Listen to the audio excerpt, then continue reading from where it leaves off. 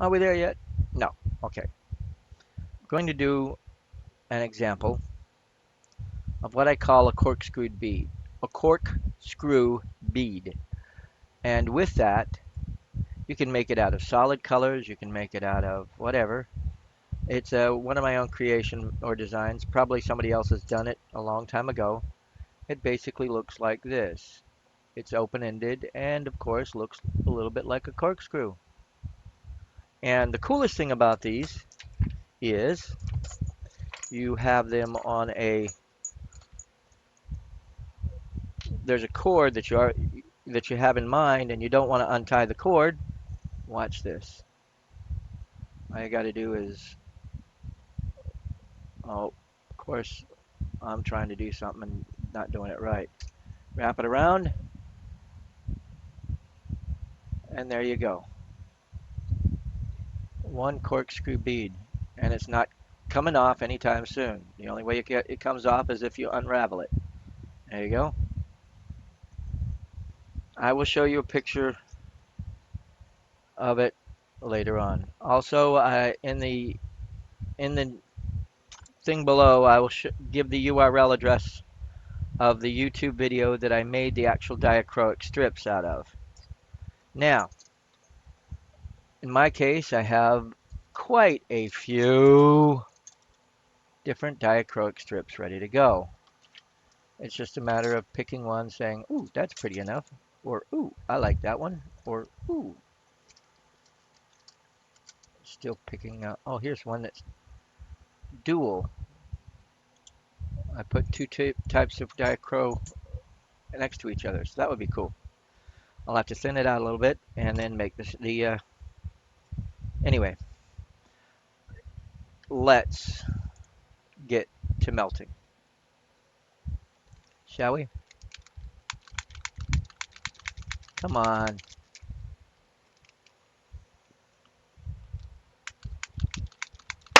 Ah, there we are. Ah, it scared me. I don't know about you, but it scared me.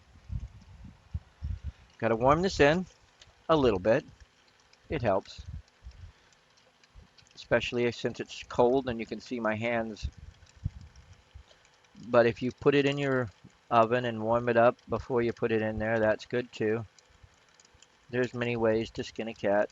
Just got to find one that works for you. Ease it in, and once it's eased in, all you got to do is melt the glass. And I'm going to stretch this out a little bit while I'm doing this.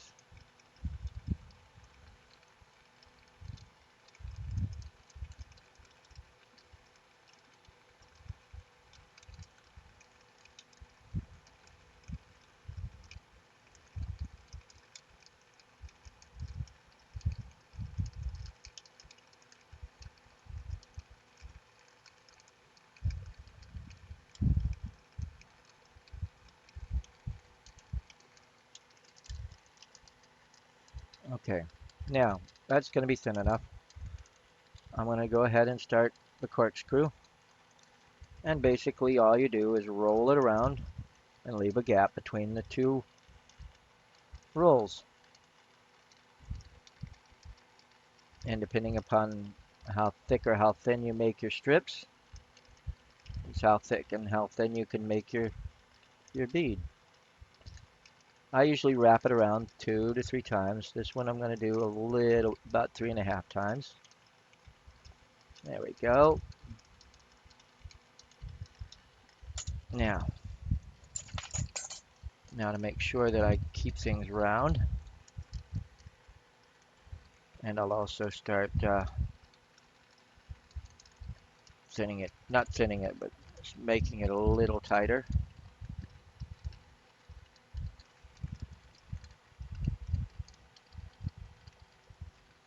Just a little tighter. And you don't want them to touch. I say that, and of course, they're touching. You don't want them to touch because that won't help you if you're going to put the two beads together, put them on a strand that's already tied in a knot, you know what I mean? So you just got to make sure that you keep it You can also,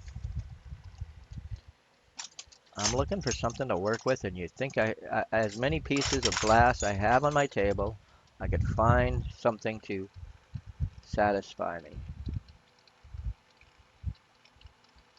It's after practice, I guess.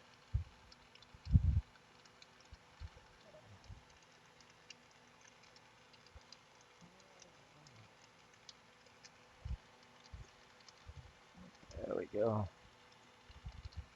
Tightening up the circles.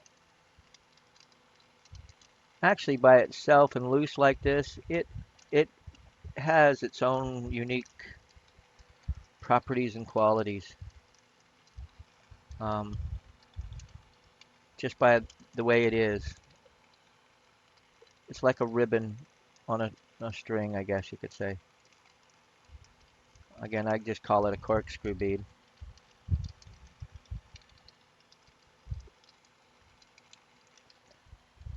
And I'm going to give it a little bit of a curve so it sort of can be the center bead.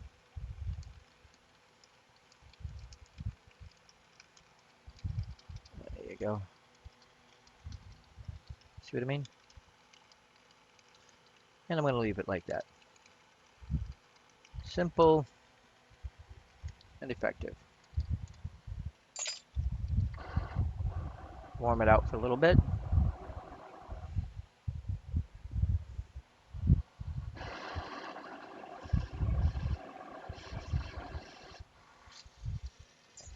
And we have one corkscrew dichroic bead.